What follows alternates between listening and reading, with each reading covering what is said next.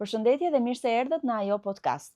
Siç e dini, kjo është shtëpia më e re mediatike në qytet, e kuruar nga Aua, që është gruaja shqiptare në audiovizual dhe është një hapësirë për t'i dhënë zë historive të grave në Shqipëri ose më mirë grave shqiptare. E ftuara e kësaj radhe do t'i bëj prezantimin që kisha dje në episodin Zërat e Medias, i cili do të transmetohet së shpejti në rrjetet tona sociale. Ka emrin e krijesës më të brisht në planet, por nëse do ta njihni njerëzit nga afër, mund edhe ta quanin shqipe ose shqiponj. Unë për veten time, kur e kam rastisur për herë të parë në një tavolinë të Rumbullakët në Tiranë, ku diskutohej për lirinë e shpresë, ja vura emrin Trima, sepse mu duk ka që drejt për drejt në ato që thoshte dhe nuk ishte ndonjë gjë e jashtëzakonshme, thjesht i thoshte me emrin që ato kishin. Ajo është Flutura Kusari. Flutura, mirë se erdhe. Faleminderit shumë në shtëpinë tonë, në podcastin Ajo. Jam shumë e nderuar që të kam në studio, edhe besoj që edhe shumë të tjerë në mjedisin tonë e vlerësojnë faktin që sa herë ti ndodhesh në Tiranë me pas mundësi me bisedu me ty. Por ky është një podcast i cili synon që ta tregoj njeriun për te i profesionit që bën. Kështu që Flutura Kusarin do ta lëm atje ku është, edhe sot do flasim për fluturën. A mund të më thush kush është Flutura? Ku ke lind? Si e rrit? Ku je shkollu? Fillimisht faleminderit shumë për ftesën. Unë në fakt refuzoj sa më shumë që mundem me shku në emisione të formatit të tillë. Dhe arsyeja është se mendoj që është shumë vështirë me fol për veten. Edhe arsyeja tjetër është unë kam relativisht një përvojë, mirë po në krahasim me shumë gra, sa kam bu për kauza të ndryshme tjera, ende nuk më duket vetja që muj me tregu diçka të jashtëzakonshme. Mirë po pranohet, modesti e pranuar. Po me të vërtetë e mendoj ashtu, mirë po pranova me bashkëpunu me juve për shkak se mënyra se si me keni ftu, dhe pastaj edhe e kom ditë pak për punën e juaj, po jo më informu ma shumë. Ajo çfarë jeni të bëu është unike, nuk është copy-paste e formateve që i kemi, emisioneve që i kemi. Kështu që unë niva e nderuar me ftesën dhe kom privilegj me qenë pjesë e punës që e bëni. Unë jam gjakovare, edhe sa herë që dikush do më nguc, më thot ti je gjakovare, që nën kuptimi është që na jemi shumë të kujdesshëm me pare. Vërtet. Edhe me gjithçka tjetër, po unë mendoj që s'jam tipike gjakovare, mirë po jam prej Gjakovës, kom lind aty. Kom shku në Prishtinë për me kry fakultetin. Pastaj kom studiu në Londër, kom studiu në Gent, gjithmonë në fushën e lirisë së shprehjes. Në Prishtinë e kom taku burrin tim, pastaj kemi kriju familje, edhe që kjo është kështu shkurtimisht. Jeton në Prishtinë, po uston shumë. Kom jetu tash kur e kom fillu doktoraturën para 10 viteve, marrëveshja atëherë me universitetin dhe me organizatën që më ka sponsorizu, ka qenë me jetu në mes të Belgjikës dhe Gjermanisë, kështu që 5 vite kom jetu kryesisht në Gjermani, ku edhe fillova punën në Qendrën Evropiane për Liri të Shpresë dhe të Medias. Mirë po pas 5 viteve, për çudinë sidomos së shoqërisë time, vendosa me u kthy në Kosovë.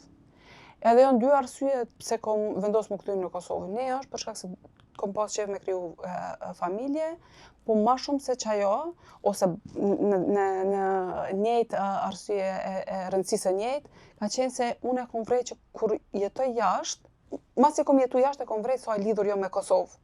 Pra e kom vrejtë që edhe në Londër, edhe në Leipzig ku kom jetu, unë fizikisht kom qenë aty. E kom kry punën që kom pas me kry ose në zyre ose në doktoratur, po shumicën e kohës kom qenë e interesune online që ka pëndodhë me Kosovë. Mos është pak genetike kjo? Se shqiptarët kanë këtë lidhjen gjithmonë me vendin e lindjes, edhe pse jemi një popull migrator. Do me thonë, lidhjen e kom jashtëzakonisht madhe, më intereson, i kom përcjell gjitha lajmet, zhvillimet, prej atje kom qenë aktive ose me media sociale, kom shku shumë shpesh edhe të e pas mundësi me punu online, tani punoj online, vendosa me shku në Kosovë dhe besoj që kom bo shumë mirë. Shkëlqyer. Ti je juriste.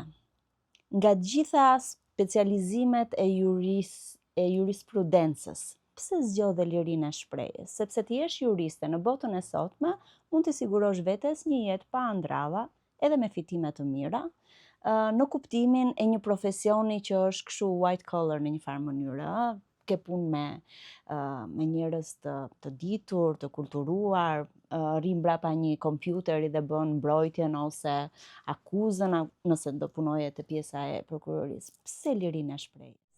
Fillimisht me thonë që kur kom vendos me shku në fakultet, kom qenë në mes të fakultetit juridik dhe farmacisë. Fakulteti i farmacisë nuk e di kam kalin ideja, atëherë se kom harru. Mirë po e di që e kom pasën në mendje, ndërsa fakultetin juridik pak ka qenë që prindrit më kanë ndihmu me artikulu ajo që e une, e që në atë kohë... Ti e fëmijë vetëm familje? Na jemi 4 fëmijë, 2 motra dhe 2 vëllezër. Dhe që dhe është e mrekullueshme në familje, shumicën e kohës. Gjithmonë babin tim e pyesin ku e ke formulën, se gjithë duan duaj dy. Po. E unë thëmë shumicën e kohës, se nga njerë normalisht na kemi do drama të vogla. E kuptoj, si gjithë. Mirë, po ato e të lezetshme, mendoj që e bojnë shumë të rëndësishme. Dhe prindë njëhon ata që më kanë tregu që, ose më kanë orientu të ajo që une e kom pas gjithmonë sensin e drejtësisë shumë të madhe. Për shembull, edhe në shkollë, tash unë si moj men ato detaje, po prind kallëzojnë që kom luftu për tjerë, nëse diku ju ka bënë një padrejtësi. Sindikaliste. Pa tjetër unë o dashme, edhe sot vajzën e kom ashtu, e ka njerë thëmë, që të sohu, se s'ki nevojë, mirë po e shoh vetën. Nga do bjerë. Edhe me duke qenë ma e madhja, dhe më thonë gjithmonë e kom marrë mbrojtje edhe motrën edhe vëllezërit. E pastaj, drejtimi i lirisë shprehjes ka qenë një shkollë verore në Kroaci. Organizuar për organizatave ndërkombëtare, ka qenë Summer School on Media Law.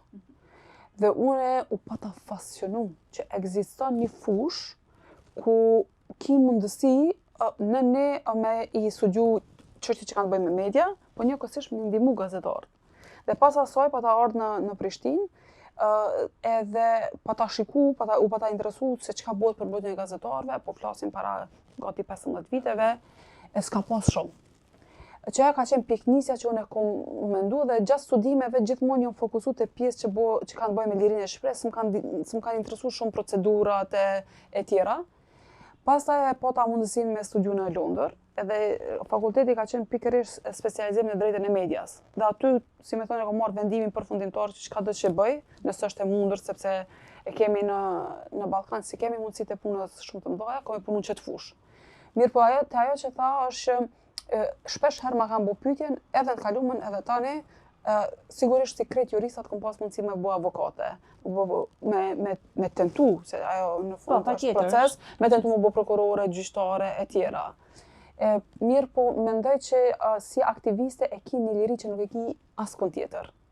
Normalisht dhe çmimet janë të larta, mirë po arsyeja pse ri në aktivizëm, është që e kom lirin me shpreh mendimin tim pa cenzurë, edhe mendoj një drejt me vlerë të jashtëzakonshme që njeri mund me pasën në jetë. Shumë interesante kjo që thua lidhja midis jurisprudencës dhe gazetarisë, më kujton një moment në karrierën time të shkurtër universitare, ish dekania e Fakultetit të Drejtësisë në një universitet privat në Shqipëri, më ftoi që të jepja disa leksione për median dhe komunikimin. Ata përgatiteshin për të qenë jurist, edhe disa prej studentëve thoshin, po ç'lidhje kemi neve me këtë gjë. Domethënë, pse duhet të dim neve për median dhe për komunikimin dhe pse ne duhet ta mbrojmë lirinë e shprehjes dhe lirinë e profesionit kur vjen pjesat e gazetarët, sepse ishte një koncept që nuk i lidhte dot. Po ndoshta unë mendoj që përtej kësaj, atashimi ynë si profesioniste tek liria e shprehjes, ndoshta ka të bëjë edhe me faktin që është një lloj hakmarrje për gjithë represionin, shtypjen dhe mos lirin që ne kemi pas si vende në raport me shprehjen dhe lirinë e mendimit. Ne në Shqipëri shumë më të theksuar për shkak të diktaturës, ju në Kosovë edhe më të theksuar për shkak të pushtimit të zgjatur, por gjithsesi ju keni pasur një çik më shumë kontakte me botën se sa neve, ne kemi qenë totalisht të izoluar. Dhe prandaj them në këtë kuptim, mos ndoshta kjo zgjedhja për t'i mbrojtur lirinë e shprehjes, sidomos për gratë, të ka mbajtur në këtë fushë. Se ndoshta frymëzimi mund të jetë i madh kur e fillon, pasioni mund të jetë i madh. Po pastaj ti e shikon që ndoshta kjo gjëja jote ka nevojë për një fushë tjetër. Domethënë, ky angazhimi yt i gjatë në këtë fushë edhe vendosmëria për ta vazhduar, a ka lidhje edhe me këtë pjesën tjetër? Domethënë të pjesës se si gratë e ushtrojnë të lirinë e shprehjes. Mendoj që bindjet e mia për lirinë e shprehjes, mas pari si fëmijë kam qenë i lirë. Jam rrit dhe jam fuqizu shumë prej 2 prindërve. Domethënë, në raporti tënve me mu nuk ka qenë kur e ki gabim, mos fol, e kundërta ka qenë. Milone ka njerë thëmë, ju më keni lasdru shumë, më dosh pak një farë disipline. Mirë po edhe se kom keq përdorur, kom mësu kështu, s'kom qenë fëmijë shumë problematik. Mirë po kur më kujtohet disa situata në shkollë, për shembull, kur na thojmë në Kosovë, kur ja kom kthy fjalën profesorit, prindërit min nuk kanë thënë me automatizëm ke gabu. Ka thonë pse ke kthy fjalën? Dhe ka pas raste kur prandaj të pyeta për familjen. Po, ka pas shumë raste kur ata kanë thonë, sidomos babi jam, shumë mirë ja ke bo. E nana duke qenë profesoresh, më ke ma kujdes edhe me raporti. Mendoj që pyetja jote ndërlidhet me atë që kur e mendoj ka njëherë në këto, sidomos 10 vjet e fundit. Çfarë lloj kontributi kom jap? Kom qef me besu, po tjetër kush e mot, kom qef me besu që kom kontribu në sa do pak ndryshimin e mentalitetit sa i përket lirisë shprehjes. Edhe ju, edhe ne, jemi popull që kemi qenë të shtypur në forma të ndryshme dhe të një pjesë e madhe e shoqënisë. Qoftë ata prind ton, qoftë njerëz në pushtet e tjera, vetë cenzura është e jashtëzakonshme. Ka njëherë është për shkak se s'do me gjëndu tjetrin. Ka njëherë është për shkak se jena vend shumë i vogël. Nëse i fol diçka, se gjykohesh. Pastaj janë pasojat, sidomos nëse ki raport me pushtetin. Dhe në 70 vitet e fundit, një pjesë të madhe të kohës e kom kalu të bot trajnime për gjyqtar, prokuror, jurist, polis. Dhe ajo që ka kom po është e jashtëzakonshme. Është e jashtëzakonshme, sidomos në fillim, kur kemi fol bashkë me ekspert fushës për lirinë e shprehjes, nuk ka pas prokuror që kanë reagu tepër keq. Ka thonë, ju që ka po thuni, standardet europiane qenë kanë milion gazetar me folë që ka dojnë. Dhe ne këshim pode, e tani nëse gabojnë, gjykata merret me ta. E sidomos jo prokurorët. Dhe ka raste kur, në Kosovë ka raste kur, sidomos një prokurore, qatë që mu pa çudit, sa pa të fillu kështu më kundërshtu hapur, sidomos më tregu dhe me që gabim e ki. Dhe tash është një prej kampioneve të promovimit të lirisë së shprehjes. Që mendoj që kemi ardhur prej asaj mentaliteti, ku duhet me vetë cenzuru veten, ose me folë në mënyrë qaq përgjithësune, që mos më marrë vesh bashkë ka e të thonë, e mendoj që ato ka njëherë reagojnë njerëz në raport me mu. Që foli shumë drejt për drejtë. Që ne krijojmë këto hapësira, që quhen ajo, pikërisht për ta formësu këtë kuptimin e përbashkët, që secili ka të drejtë ta thot mendimin e vet deri në fund dhe gazetarët janë aty jo për dhënë jetën, po për të bërë të mundur që ky zë të dëgjohet. Ti je një person i cili nëse i numërojmë ato selfie që nxjerr në rrjetet sociale, mund të arrish numrin rekord. Unë jam një person që i përdor. Selfie tek qia i bëj, fal. Prit. Përveç asaj ke një ironi shumë të bukur rreth pamjes tënde, rreth setrave që vesh. Dukesh që ke një raport shumë miqësor me veten. E megjithatë, prej këtyre selfieve ti ke marrë edhe gjuhë urrejtje, edhe linçime, edhe gjykime për pamjen e jashtme. Si ty janë dhe shumë njerëz të tjerë, më fal se po drejtohem me ty, jo me ju. Patjetër. Unë jam një ndër ato. Si mendon, pse njerëzit kanë kaq shumë frikë nga gratë që e ekspozojnë veten me frizur, pa frizur, që bëjnë ironi me pamjen e jashtme, që duan me tregu që jemi këtu, të pëlqen ty, mund ta bësh scroll ose por ç'është kjo mania për të komentuar çdo gjë që bëjnë gratë në rrjet? Kjo çështja e setrës, unë kam një setër pink që 10 vite. E di. Edhe para disa viteve, një shoqe në mënyrë shumë miqësore, tha mundesh mos me vesh mo qatë setër. Edhe unë shumë u kopa në befasi, thash pse? Tha po ti kom qyrë fotografi të pictures, tha 90% e vendeve ki. Edhe unë i kallëzova shumë, i thash, mas pari nuk është ndonjë farë setre, tha e ke ble shumë shtrejt që demek Po, thash jo, thash është s'po di e kam kollaj. Thash po mua m'pëlqen shumë. Edhe pastaj e shndrova edhe në Hajgore, më shumë ideja asaj se ka qenë një lloj mini fushate për janës teme, me normalizu që nëse e shet dikon me setër të njëjtë, ideja është që ti më fokusu te çka po thot. E dyta, qëre na, une ka njëherë me nanën teme kur bëj Hajgore, thom që ti e fajtore që neve na ke kriju që ashtu me vetbesim shumë të madh. Normalisht jo të pru, mirë po për nga pamja, na jemi rri që ashtu që ju dukeni mirë, jeni okej, mjafton mu pastru, edhe grim mos qetni shumë, po edhe se kemi pa nanën të bu grim, edhe që ajo për cilë hala. Do me thonë, mu më duket shumë humbje kohe, kom qef edhe i respektoj krejt gratë që duken te për mire, investojnë tjera, mirë po më duket shumë humbje kohe me orët e tona, e si do mos me shku te frizeri e tjera, ndërsa saj përket reagimeve. Nëse të njëjtat gjëra i bën një burr, besoj që kish me qenë shumë likeable. Edhe kish me marrë i pëlqyeshëm, kish me marrë shumë komplimente. Mendoj që një pjesë të shoqënisë, mos mi generalizu, edhe burra, edhe gra, i bëj nervoz veç pse kom qëndrim. Dhe njëherë një shok i cili e ka ndru mendimin për mu në gazetari, dhe ke ideja që ti një mëngjes e shkruajsh një status unë kom qëndrim, bëj ke nervoz, pa mjoftaj atyre. Tash ka ndru raporti. Dhe besoj që është elementi gru, sepse na ende shihem si dikush që ajo nuk duhet me pas mendim. Ajo është aty për çështje të tjera, të cilat mundësisht nuk duhet më bë publikisht. Absolutisht. Domethënë gjykimet që i marr. Tash unë raportin me familje, faktin që shumicën e udhëtimeve jo me familje, nuk e ekspozoj në media sociale dhe nuk kam qef me fol shumë, mi rujt për shkak të ngacmeve që i kam edhe i kam pas, kam qef mi rujt, mirë po gjykimet i kam se ata supozojnë që unë e lo familjen, edhe që udhtoj vetë, domethënë është e jashtëzakonshme çfarë gjykime merr, edhe prej grave dhe prej burrave. Do të japësh llogari. Po absolutisht. Do të justifikohesh. Po. Domethënë jam këtu. Jam për punë, se shumica e njerëzve që shikojnë ato të fotot e mia për shkakun thon sa shumë udhton ti për pushime, nuk e din ta ndajnë këtë pjesën dhe unë nuk kam se jap llogari ose të raportoj. Edhe unë refuzoj me mu arsitu. Në një mënyrë. Nganjëherë bile shkojmë në ekstrem me Hajgore, edhe ata mendojnë që jam ndaj farë. Mirë po mendoj që është çajo, domethënë fakti që roli i asaj në shoqëni ende nuk pranohet dhe luftohet me krejt forcat që ashtu që e pam prej historieve mbrëm.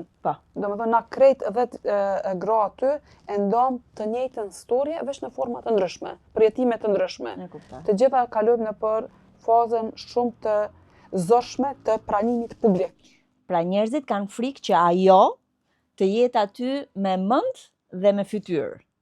Sepse janë mësuar që ta shikojnë vetëm si një objekt zbukurimi që vendoset në bufe dhe kaq, dhe pjesa tjetër. Okej, le të vazhdojnë, neve do vazhdojmë me tonë. Je një grua që je vazhdimisht në udhëtim për shkak të punës, edhe sa të mbarojmë këtë intervistë do nisesh për në Estoni, jam kurioze të di si e ke menaxhuar këtë pjesën e të qenit një grua në karrierë në një fushë si liria e shprehjes që nuk të lë asnjë moment të lirë dhe aq më tepër në kohra kaq të vështira kur sa më shumë zgjerohen hapësirat për shkak të teknologjisë për të qenë të lirë, aq më shumë ngushtohen ato nga gjithë ky presion i madh për të dukur në një formë, për të paraqitur në një formë, për të vetë censuruar ose edhe për të mos dalë fare. Me qenë aktiviste në fushën e lirisë medias, është shumë specifike në krahasim me krejt fushat. Për shembull, nëse je aktiviste në çështje që kanë të bëjnë me ekonominë, domethënë apo kanë për disa politika të caktuara, ato politika nuk ndrohen brenda natës, as brenda orës. Domethënë është diçka që mundesh me përgatit, me reagu e tjera. Te çështjet e ambientit, ka shumë nevojë për aktivista, ka shumë aktivista, po nuk është që duhesh çdo minutë me qenë alert, sepse këto ndryshimet klimatike po ndodhin, përgatitesh e tjera. Dallojmë ne që jemi në fushën e lirisë medias për shkak se gazetarët janë në sulm vazhdimisht.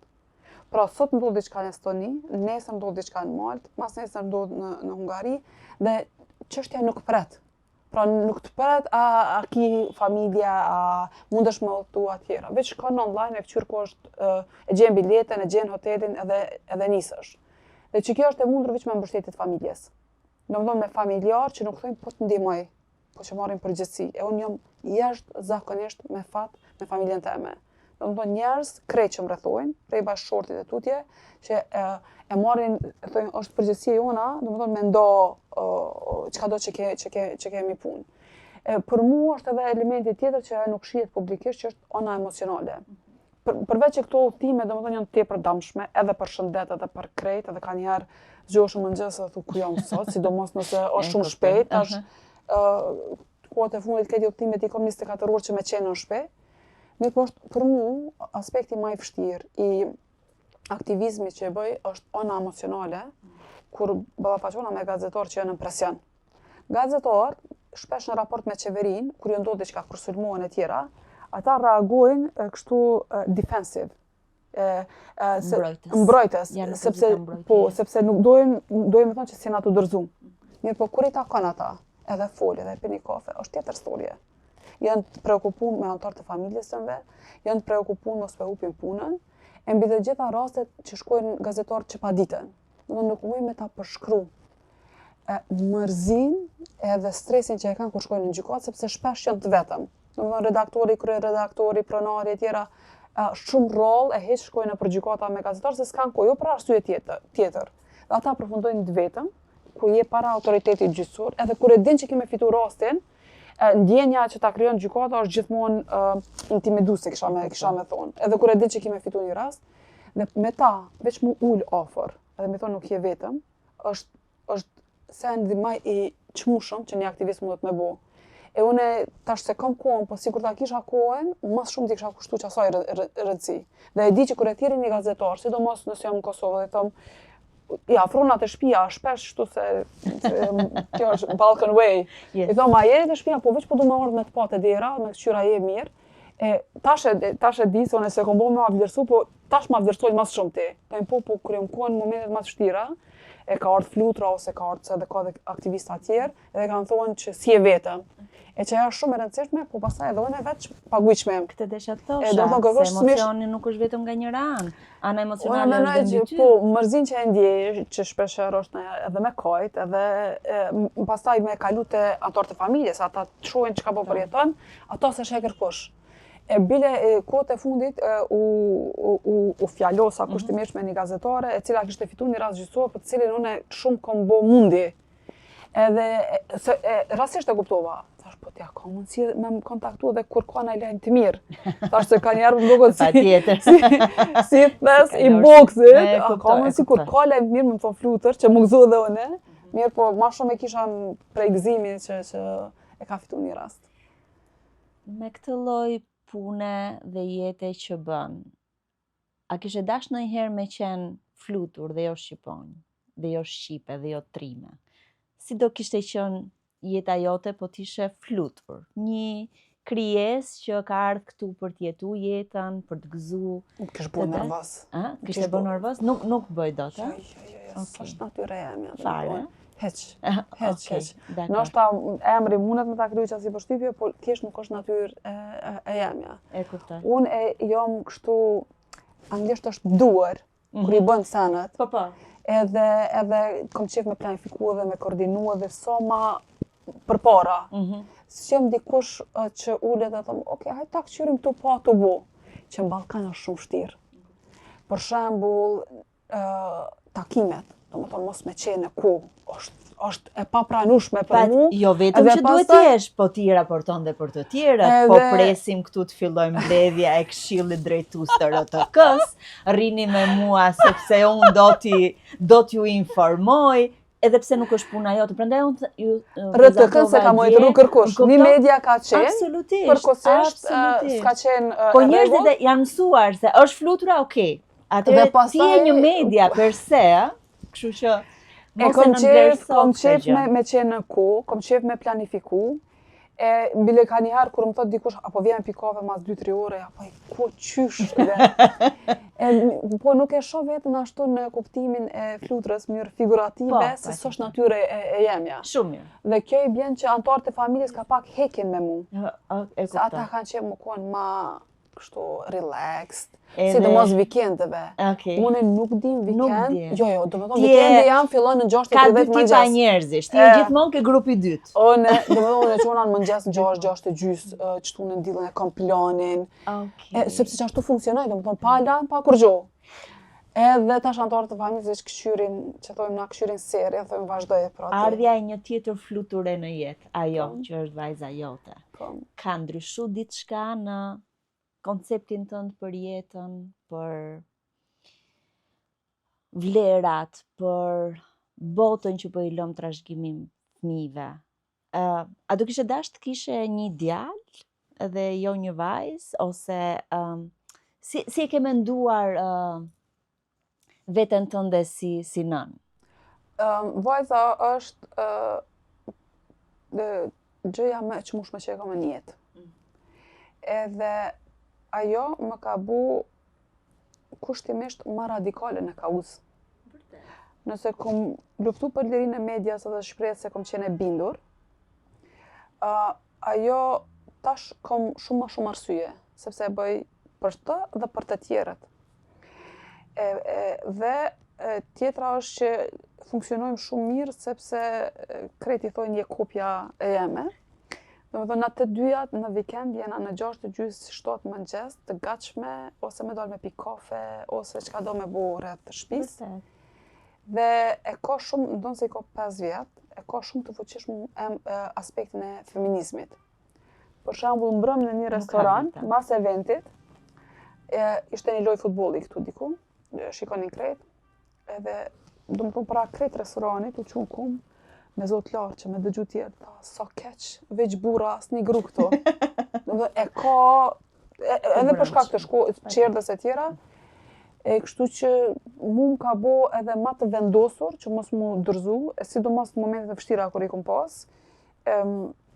Po edhe për ato besoj që në të ardhmen s'ka me qenë lehtë, se friksona që ka me qenë target, edhe është tjera parë që përmendi me të drejtën, nuk kom qef shumë. Unë nuk e dija, deri dje. Domethënë shumë njerëz kur e shohin thonë. Mirë po e ruaj shumë sidomos prej botës online, sepse është shumë botë e egër edhe e rrezikshme. Është e vërtet, është e vërtet. Aktualisht në Shqipëri dhe në Kosovë janë krijuar rrjetet e grave në media. Si e shikon si taktik, si strategji për të qenë më shumë ajo?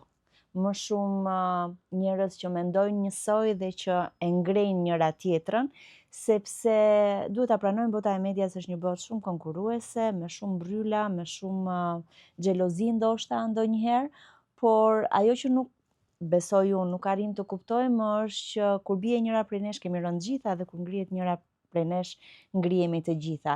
Kjo pjesa se vonë kanë filluar të krijohen edhe rrjetet e grave në media dhe në Shqipëri dhe në Kosovë. Dhe duke qenë afër këtij profesioni, si e shikon si strategji? Unë jam prej personave që besoj jashtëzakonisht shumë në shoqërinë civile, në organizata jo qeveritare, edhe që duhet me ndodhë shumë diçka, ose mi kritiku e lërë më publikisht. Domethënë e ruaj me shumë xhelozi, edhe me shumë pasion e ruaj sektorin e mediave edhe të shoqërisë civile, sidomos kur je në sulm. Sepse shpesh kritikën që e marr, sigurisht prej njerëzve të pushtetit, është që po pse s'po del me denoncu kur një gazetar e shkel etikën. I them kur ti nal ti sulmet na merre me vetveten. Po për momentin jena të mbrojt prej juve. Kështu që s'po na lëni hapësirë me rregullu na sektorin tonë. Çka do që bëhet? Qoft një projekt, qoft një aktivitet, qoft një iniciativë, përfshirë edhe rrjetet e grave, që e fuqizojnë rolin e grave, unë jo veç që e mirëpres, po kur më ftojnë, kur më bojnë pjesë, shpesh ofrona vetë, bashkëpunoj me shumë qejf. E patëm së fundi një ngjarje me rrjetin e grave të gazetarëve në Kosovë, ku patëm njerëz të sistemit gjyqësor, patëm një gjyqtare, bile unë thësha keni bëu gjyqtaren si avokate, se e pyetshim për të drejtat e tyre që ka ndodhur me raste e tjera, 2 ditë. Unë nuk mbaj mend ngjarje më të mirë që kemi pas me gazetare. Domethënë fletshim për nevojat e tyre, pyetje konkrete që munden mi fuqizu, secila për tyre kishte një problem ose me marrëdhënie pune ose me raste të tjera, edhe prej aty dulen shumë ide që atyve mundeshin m'ju ndihmu. Është me rrjetin këtu nuk më ka rënë me të drejtën kështu. Është pak. Ka pak kohë që është kriju dhe kemi filluar kryesisht me mentorim. Shumë të mirë. grave me më shumë përvojë me ato më të reja dhe tani me shumë projektin e Bashkimit Evropian, pjesës së cilës është edhe ky cikël podcastet, të shëmbim barierat edhe të formosojmë të ardhmen. Rrjeti i grave në media po zgjerohet edhe në qytete të tjera, përveç Tiranës, që ka përqendrimin më të madh të mediave, dhe duam ta formosojmë si një komunitet, sepse deri tani i kemi formosuar gratë dhe vajzat, ose i kemi ndihmuar ato të rriten veç e veç, me trajnime, me masterclass, me workshope të ndryshme edhe me këtë rrjetëzimin. Tani duam që rrjeti të bëhet një faktor dhe një grup interesi që kur merren vendime për gratë në media, ta thot vetën, edhe të ketë, si me thënë, më shumë zë kur caktohen politika editoriale, kodi punës, kur respektohen këto mjediset e shëndetshme, siç e quajmë ne, pa diskriminim, pa ngacmim seksual, e tjera si këto. Kështu që besoj që është një gjë në proces, për të cilën ne mund të bashkëpunojmë, këtë ne dhe Andej Kufirit, sepse flasim njëjtën gjuhë, që quhet jurnalizmish, ose gazetarisht, në një farë mënyre. Mirë. Ndoshta është me thonë të rrjeti i grave, për puna më e rëndësishme që duhet të bëhet është me gazetarët e reja, edhe me gazetarët jashtë kryeqyteteve. Patjetër. Gazetarët që kanë përvojë 20-30 vjet janë tashmë të formsuara. Dhe nganjëherë disa prej tyre, edhe gazetarët refuzojnë me qenë pjesë sepse e kanë ndjenjen I know it all. I di krejt, s'ki nevojë me më kallëzu, që është keq për ta, jo për gazetar. Ka një gazetar më të keq se i keqi, është ai që nuk do të mësoj. Po, është keq për ta, sidomos për shembull në fushën time. Sot ka rregulla të Bashkimit Evropian që përpara si kemi pas për gazetar. Ka jurisprudencë të re e tjera, dhe nëse ti nuk je, sidomos me online, nëse nuk je i përditshum, atëherë gjasa që mundesh me boshkeli janë shumë të mëdha. Edhe është e pakuptueshme me refuzu. Kështu që mendoj që investimi duhet me qenë pikërisht ku thatë ju te gazetarët e reja, edhe sidomos jashtë Prishtinës. Për shembull, për mua dje Emi ishte nga Shkodra. Për mua, prej të gjitha grave aty, të cilat sigurisht që shkëlqyen, Emi më dha mas shumë të përshtypje, dhe mendoj që për krejt neve, Emi e ka mas vështiri. Dhe kur e dëgjon, domethënë, storjen e saj, duken, si me thonë, probleme që na i hasim duken shumë dvogla, sepse ajo e ka shumë ma vështirë. Është krijuar kjo hierarkia, gazetare lokale, gazetare kombëtare, e cila dobëson pozitën e gazetarëve në përgjithësi, dhe rrjeti mundohet që ta unifikojë këtë. Kush është një gazetare, është një gazetare, nuk ka rëndësi nëse e ushtron profesionin e saj në Tiranë apo në Shkodër, por këto të rretheve kanë dyvish vështirësi për shkaqe të tjera që nuk do t'i cekim këtu. Por ajo që dua të them në vazhdim të kësaj është që investimit e gazetarët e reja jep frytet e veta, sepse para 1-2 javësh janë ndarë çmimet e gazetarisë investigative të Bashkimit Evropian në Shqipëri, dhe ajo që mori çmimin e parë është Nadursi. Vetë ajo ka lindur në Berat, Eriola Azizolli, punon për Amforën në Durrës, bashkë me Geri Emirin, dhe për mua është një triumf i vogël i gazetarëve që janë larg qendrave, krye qendrave të themi, ashtu si çmimi i dytë i shkoi një gazetari të birë që punon në Fier, dhe ai është shumë i rëndësishëm për komunitetin atje, ashtu siç edhe çmimet e tjera u shkojnë gazetarëve që punojnë në Tiranë, por është absolutisht e vërtetë që investimi duhet të shkojë në atë drejtim sepse ka potencial. Dhe në momentin që njerëzit e dinë që ka potencial, edhe i rrëmbejnë ato mundësitë për t'i zhvilluar më tej. Ne mund të rrim këtu ne të gjatë dimri, po ti ke për të udhëtuar. Doja ta mbyllja me një panoramë të punëve aktuale që ti je duke bërë, dhe cila është situata, siç e shikon ti, e grave gazetare në Europë që mbulon qendra jote. Në kuadër të qendrës unë udhëheqi departamenti ligjor që ofron ndihmë juridike në krejt Europën, dhe personalisht edhe për shkak të bindjeve të mia, prioriteti kemi gratë, të cilat ballafaqohen me padi, me arrestime e tjera. Ajo çka jemi tu pa tash është që sulme ndaj gazetarëve nuk janë më fizike siç kanë qenë 15 vite, 20 vite më herët. Edhe arsyeja është për shkak se tash lajmi fluturon shumë shpejt, dhe nëse rre një gazetar mirret dhe shumë shpejt e tjera. dhe tash ka ndru format e represionit e gazetarët. Tash përdoren sulmet verbale, të cilat shpesh vijnë nga kryeministrat, ose vijnë nga njerëz që janë ministra, deputet e tjera, e që ata janë të thirrur me të mbrojtje. Imagjino me pagu, me taksat tuja, një person që është i thirrur me të mbrojtë dhe ai me denigru. E tash, çaja është një kategori, kategoria tjetër është që kur bëhen investigime të mira, sidomos investigime, përgjigjja e njerëzve në pushtet është me padi, sepse dojnë me kriju një lloj konfuziteti që kënse gazetari ose media ka rrejt. Dhe na jemi të fokusuar në çato raste. Ndërsa në nivel të Kosovës, ku jam aktive jashtë punës shpesh, 5 vitet e fundit e kam kalu një kohë shumë të madhe bashkë me Asociacionin e Gazetarëve Kosovës, Gjemen, shokun tim, tu e monitoru sjelljen e qeverisë, e cila ka qenë e tmerrshme. Dhe sot sa po flasim, dul drafti i raportit të Bashkimit Evropian, i cili thotë që kritikën më të madhe për Kosovën Bashkimi Evropian e ka pikërisht për lirinë e shprehjes, ku nuk ka pas fare progres. Unë mendoj që ka pas regres, mirë po BE-ja i zgjedh fjalë, në rregull. Dhe shpresa ime është që tash me siguri do të kemi zgjedhje, ta presim çka të ndodh. Shpresoj që bëhen forca politike bashk, të cilat nuk kanë me pas mision kryesor targetimin e gazetarëve që kemi pas në kalumen. Unë nuk pres që Kosova ka me marrë politika të tilla që e me avancu përpara lirinë e medias. Nuk pres për fat keq, po shpresoj shumë që bile mos me pas regres. Dhe trendi i njëjtë është në krejt rajonin. Kështu që unë me përmbyll prej anës teme, përveç punë që i kam me ICPMF, një pjesë të madhe të çdo dite e kaloj në kontakt me gazetarë të cilët e ballafaqohen me sulme dhe me ato forcat e mia bashkë me kolegë gazetar ose me Isën këtu ose me Gjemen në Gjetën në Kosovë, me tjerë në rajon Dragani në Maqedoni e tjera. I bashkojmë forcat edhe aq sa mundemi me reagu, me dokumentu, për mu dokumentimi është thelbi i avokimit. Nëse nuk e dokumenton çka ka ndodhur, atëherë është shumë vështirë me majt me lyp llogari pushteti, që ajo është, si më thon, fokusi kryesor, edhe kështu do të vazhdojmë. Shumë faleminderit për këtë bisedë.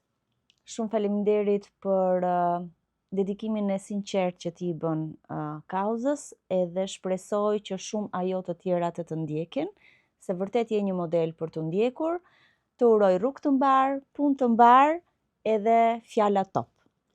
Faleminderit shumë, më ke nderu që më ke ftu edhe që më ke hap hapësirë, e vlerësoj shumë. Faleminderit.